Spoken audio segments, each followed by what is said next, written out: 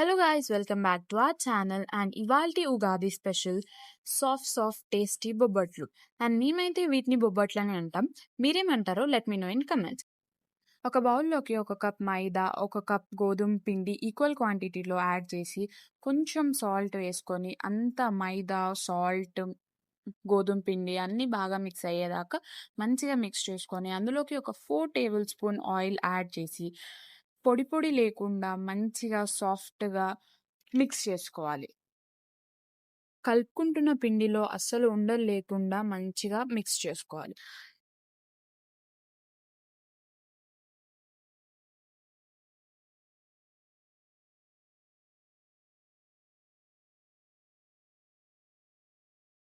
Next అందులోకి కొంచెం కొంచెంగా వాటర్ యాడ్ చేసుకుంటూ ఉండలు లేకుండా చపాతీ పిండి కంటే కొంచెం సాఫ్ట్‌గా మంచిగా మిక్స్ చేసుకోవాలి. మా బ్రూసి మేమేం చేస్తున్నామన్న ఎక్సైట్‌మెంట్‌తో మా పక్కకొచ్చి పడుకుంది. ఇప్పుడు బాగా వాటర్ యాడ్ చేసి మిక్స్ చేసుకున్న పిండిలోకి ఒక 2 టేబుల్ స్పూన్ ఆయిల్ యాడ్ చేసి దాన్ని కూడా ఒక్కసారి సాఫ్ట్‌గా వచ్చేలాగా మిక్స్ చేసుకోవాలి. సాఫ్ట్‌గా కావాల్సినంత కన్సిస్టెన్సీలో మిక్స్ చేసుకున్న పిండిలోకి లాస్ట్ అండ్ ఫైనల్‌గా ఇంకొక 2 టేబుల్ స్పూన్ ఆయిల్ ఏసి బాగా ఒకసారి మిక్స్ చేయాలి.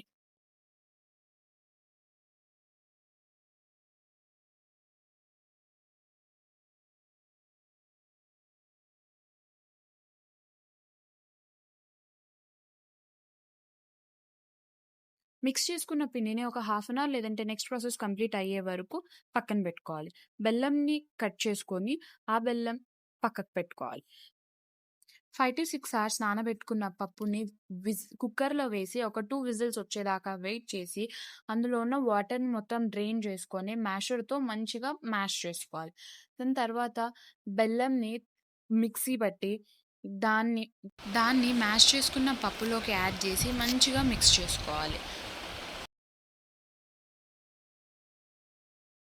ఇప్పుడు కలుపుకున్న పప్పు, బెల్లంని స్టవ్ పైన పెట్టి దాంట్లో ఉన్న ఎక్సెస్ వాటర్ మొత్తం డ్రైన్ అయ్యే వరకు మంచిగా పప్పంతా సాఫ్ట్ అయ్యే వరకు కుక్ చేసుకోవాలి. ఇప్పుడు పప్పుని మొత్తం ఒక ఉండల్లాగా తయారు చేసుకొని పిండి చూసారా ఎంత సాఫ్ట్‌గా నానిందో? ఇప్పుడు దాన్ని ఒక్కొక్క ఉండలాగా చేసుకోవాలి.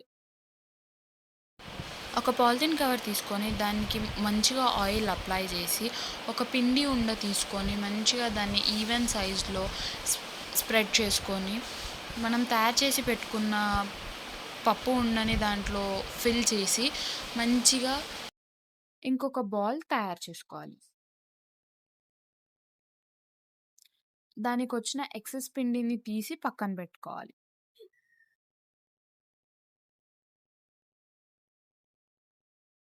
ఇప్పుడు దాన్ని ఆ పాలిథీన్ కవర్ పైన పెట్టి కొంచెం నెయ్యి అప్లై చేసి దాని పైనుంచి ఇంకో పాలిథీన్ కవర్ పెట్టి ఈవెన్‌గా స్ప్రెడ్ చేసుకోవాలి.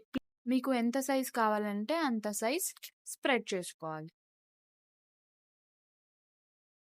స్ప్రెడ్ చేసుకున్న పిండిని తీసి పాన్ పైన ఆయిల్ ఏసుకొని ఆ చపాతీని పాన్ పైన ఏసి ఇంకొంచెం ఆయిల్ యాడ్ చేసుకొని మంచిగా 2 సైడ్స్ కాల్చుకోవాలి.